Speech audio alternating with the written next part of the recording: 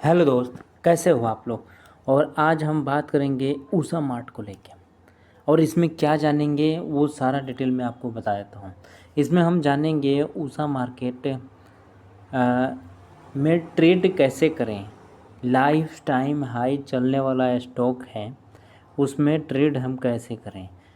और ऊषा मार्केट का हम मार्केट कैप जानेंगे। ऊषा मार्केट के ऊपर कर्ज कितना है ये जानेंगे। इसकी प्रॉफिट ग्रोथ कितनी है ये जानेंगे, ठीक है। और इस तरह के तमाम चीज़ें मैं इस वीडियो में आपको बताऊंगा। तो चालू करते हैं। और मैं आपको क्लियर बताता हूं कि जब भी ब्रेकआउट की बारी आती है, जब आदमी बोलता है कि ब्रेकआउट ट्रेड करनी चाहिए, ठीक है, तो मैं एक हॉरिजॉन्टल लाइन खींच दिया यहाँ पे। ये हॉरिजॉन्टल लाइन है। और देखो, जब ये अपने लाइफ टाइम हाई कोई भी स्टॉक पार करता है, जब भी लाइफ टाइम हाई कोई भी स्टॉक हो जब पार करता है, तो उसमें देखो क्या होता है। वो अपने लाइफ टाइम हाई के पास ज़रूर आके थोड़ा ऊपर नीचे करता है। अगर वो लाइफ टाइम हाई पर रुका हुआ है तो इसका मतलब ये समझ लेना कि ज़्यादातर चांस है कि वो ऊपर ही निकलेगा। सबसे ज़्यादा चांस है कि ऊपर ही निकलेगा, ठीक है।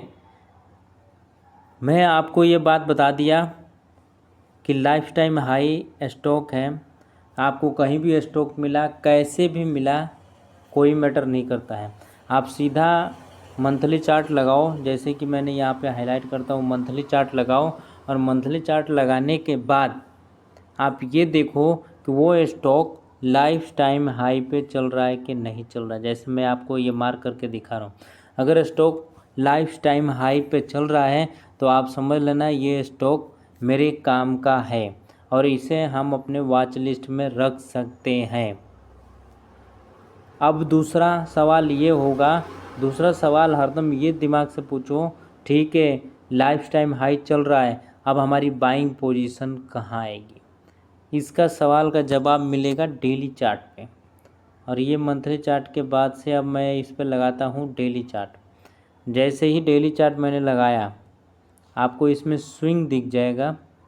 एक स्विंग के हिसाब से आप ट्रेड कर सकते हो। अब मैं इस पर अगर ट्रेंड लाइन खींचूँ तो आपको क्लियर अगर मैं आपको बता दूं कि ट्रेंड लाइन खींचने का मेन रीज़न मैं आपको दिखाने के लिए ही खींच रहा हूं।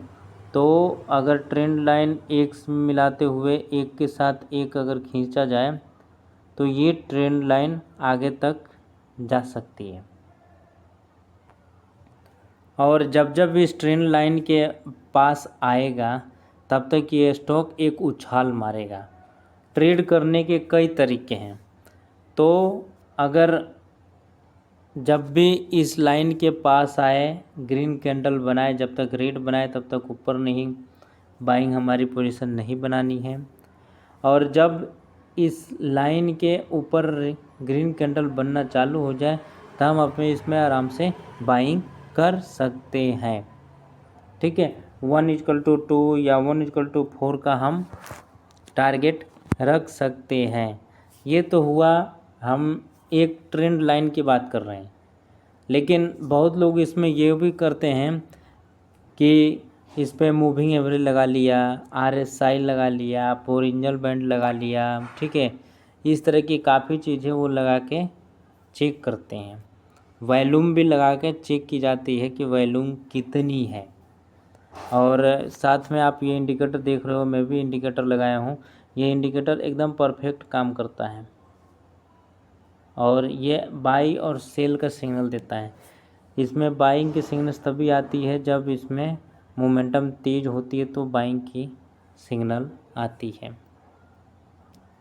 नहीं तो ये बाइंग की सिग्नल नहीं देता है, प्राइस कितना भी ऊपर नीचे हो जाए। अब हम जानते हैं इसके मार्केट कैप के बारे में। ये हम आ गए Usha Martin limited. Usha mart के फंडामेंटल जानने के लिए। और एक साल में सबसे हाई ये गया है, तो गया है 427 रुपये। एक साल में सबसे हाई गया है 427 रुपये। और एक साल में सबसे लो गया है 252 रुपये। मतलब डबल हो गया साल भर में डबल हो गया। 100% का रिटर्न दे दिया। डबल होने का मतलब यही होता है। अगर बात किया जाए इसका मार्केट कैप का तो 10,818 करोड़ का मार्केट कैप है। और डिविडेंड ये बहुत ही कम देता है, 0.78% का डिविडेंड देता है। तो डिविडेंड कुछ ज़्यादा नहीं है। मार्केट कैप भी उस तरह नहीं है जिस तरह हमने इसका नाम सुना है। अगर कर्जे की बात किया जाए कि इसके ऊपर कर्जा कितना है और कैश कितना पड़ा हुआ है, तो कर्ज इसके पास 132 करोड़ रुपया है। ये रहा 132 करोड़ रुपये। और कैश इसके पास 55 करोड़ रुपये पड़ा हुआ है। मतलब मार्केट कैप 10,000 करोड़ है और कैश इसके पास 55 करोड़ पड़ा हुआ है। और डेट कर्ज इसके पास 132 करोड़ रुपया है। मतलब कुछ नहीं है। अगर कैश जितना पड़ा हुआ है ये चुका दे तो बस आधी और बच जाएगी बस। इसी कारण इसमें प्रोमोटर होल्डिंग की संख्या है 45%। लेकिन इसका एक बात चौंकाने वाला है कि इसका प्रॉफिट ग्रोथ 50 का है, लेकिन इसका सेल्स ग्रोथ 0.21% का है। इसका मतलब क्या? इसका मतलब ये हुआ कि आने वाले टाइम में उषा मार्टिन के चार्ट में एक साइडवेज, लॉन्ग टर्म के लिए साइडवेज रूप धारण कर लेगा। क्यों ऐसा बोल रहा हूँ? क्योंकि इसका सेल्स ग्रोथ अब धीरे धीरे जीरो की तरफ जा रहा है, उसके बाद माइनस हो जाएगा। अगर इसी कंडीशन में चलता रहा तो 0.21% जो दिख रहा है ना, वो धीरे धीरे करके जीरो हो जाएगा। जब सेल्स ग्रोथ ही जीरो हो जाएगा तो प्रॉफिट ऑलरेडी ही नीचे जाने लगेगा। इस कंडीशन में उषा मार्टिन, में लॉन्ग टर्म के लिए बात कर रहा हूँ, उषा मार्टिन एक रेंज बाउंड में घूमने लगेगा। ठीक है, ऐसे एक रेंज में घूमने लगा। कब तक घूमेगा ये कुछ पता नहीं है।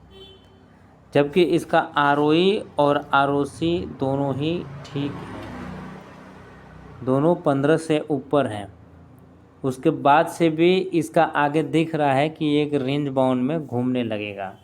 अभी घूम भी रहा है, लगभग 7-8 महीनों से घूम रहा है और आगे भी ऐसे ही दिख रहा है। अगर यही वाला सिचुएशन बना रहा कि इसका सेल्स ग्रोथ अगर नहीं बढ़ा तो यही कारण बना रहेगा। और अगर आपके पास कोई पोर्टफोलियो है, स्टॉक आगे परफॉर्म नहीं कर रहे हैं, तो आप एक बार स्क्रीनशॉट मुझे शेयर करोगे तो मैं उसको बता सकता हूँ कि फ्यूचर में ये स्टॉक आपको प्रॉफिट देगा या नहीं देगा।